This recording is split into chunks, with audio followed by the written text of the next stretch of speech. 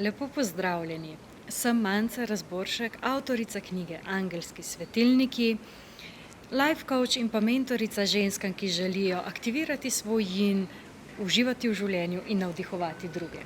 In ponovno smo skupaj z angelskimi navdihi. Posod energijo, ko imamo mi svoje misli, če niso usklajene s to energijo, takrat potem je treba drugače narediti. Ampak ne jaz nič. Če kdo misli, da je snemanje angelskih navdihov kar tako enostavno, se moti.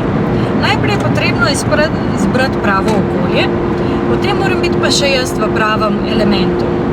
In v Vili Bled mi to ni uspelo, ker sem bila utrujena, ker sem želela čim prej domov, ker se dobim z družino na kosilu, oziroma na večerji že zdaj, in ker enostavno nisem slišala, kaj mi angeli govorijo. Tako sem se na poti iz Bleda ustavila na igrišču za golf, se umirila, malo meditirala, dokler nisem začutila, da je zdaj pa pravi trenutek. Tako da zdaj se začnejo pravi angelski navdihi. Tokrat sem preživela zadnje 4 dni na enem čudovitem intenzivu obilja na Bledu skupaj s Špelcem Orojna in zaključili smo tako, da smo razprli svoja angelska krila, da bomo lahko čudovito in kreativno leteli na lahkotnih energijah skozi življenje in v obilje. In danes poglejmo, kako bodo angeli navdihnili nas v tednu, ki prihaja.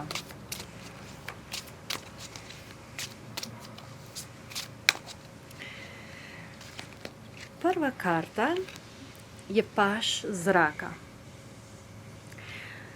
Paž zraka je karta, ki govori o tem, da je potrebno biti dosleden pri stvareh, da je potrebna iskrenost do sebe, zakaj nam določene stvari mogoče ne odgovarjajo. In pa predvsem je ta iskrenost lahko eno zelo zahtevno spoznanje, ki ga potem nekje naredimo in poglejmo na katerem področju, kaj pravijo angeli, kako. Vitez zemlje. Vitez zemlje je karta, ki nam govori o tem, da se je potrebno zadev lotiti. Prej smo ugotovili, da je potrebno biti dosleden in potrebno je hkrati biti, da se v bistvu začnemo zavedati, da moramo svoje obveznosti, ki jih imamo, spoštovati, da jih moramo ceniti in da moramo biti zelo natančni glede tega, kaj je tisto, kar je naše in kaj je tisto, kar ni naše. Vitez zemlje je kot nek notranji angel varuh, ki skrbi za to, da tukaj na zemlji, na tem področju stvari štimajo. Hkrati je pa to ena plemenitost, ki je že v nas. Je pomembno, da stvari počnemo z eno preprostostjo, z eno notranjo plemenitostjo, no. To je ena taka beseda, ki se mi zdaj tukaj pojavi.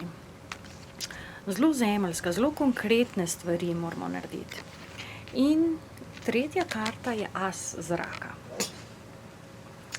As zraka govori o novih idejah in navdihih.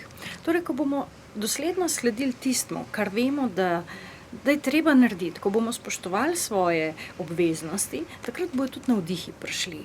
Takrat bojo prišle nove ideje, takrat bomo spoznali tisto resnico, ne. Prej sem rekla, treba je biti iskren sam s sabo. In takrat, ko smo iskreni sami s sabo, takrat pridemo v tisto srčiko, v tisto bistvo noter. In takrat lahko začnemo na novo. Takrat nas čaka nek nov začetek. Tako da zelo mentalna energija, ki pa je dosti prizemljena, se pravi, če smo iskreni sami s sabo, potem lahko naredimo zelo konkretne spremembe, ne. In navdihi, ki so prisotni v tem, ko odkrijemo nekaj svojega notranjega, ko smo iskreni sami s sabo, takrat lahko začnemo nekaj novega. Takrat se stvari na novo začnejo odpirati. In naj se vam stvari odprejo čudovito. Najdite svoj navdih, pojdite na svoj oddih, tudi če samo za kratek čas, in takrat boste našli svoj tisti res pravi navdih. Kako pa iščejo navdihe ljudje, ki so v življenju uspeli, pa si poglejte zdaj. Do naslednjega ponedeljka pa lep pozdrav od mene. Čau, čau. Smiljan, kaj tebe navdihuje? To je zelo dobro vprašanje, kaj me navdihuje. Več stvari me navdihuje. Seveda v tem trenutku me najbolj navdihuje moja družina, pa otroci Samuel pa Sima, ne? Ker vem, koliko še moramo skupaj doživeti. Tako da to je ena stvar. Druga stvar je, navdihuje me to, ker vem, koliko stvari še ne znam in da se še imam toliko stvari za naučiti. Ne? To sem prav nestrpen, ker res ti da to en navdih, ne to, koliko veš, koliko ne veš. Ne? Kaj me še navdihuje? Navdihuje me to, da bomo zdaj lansirali projekt Big U Akademije, ker vem, da bomo lahko na milijone ljudi vplivali. Ne? Tako da to je tisto, ko že 3-4 leta traja, da zlagaš projekt in zdaj si tik pri tem, da rodiš. Ne? Tako da tu je zdaj en tak velik navdih, pa navdih je to pač, da spreminja življenje ljudem, pa da se vedno znova kaj naučiš od njih. Hvala. Špelca, kaj tebe navdihuje? Mene navdihuje, najprej sem te vprašala zakaj in si rekla za življenje. Se pravi, za življenje me navdihuje lepota, navdihuje me resnica in navdihuje me tudi, da kreiram svoje življenje in da pomagam drugim kreirati njihovo življenje. V bistvu sem tudi kot mama, da me ful navdihuje, da kreiram, da pomagam kreirati življenje svojih otrok in potem skozi svoje delo, v bistvu to število nekako simbolično mojih otrok strašno narašča.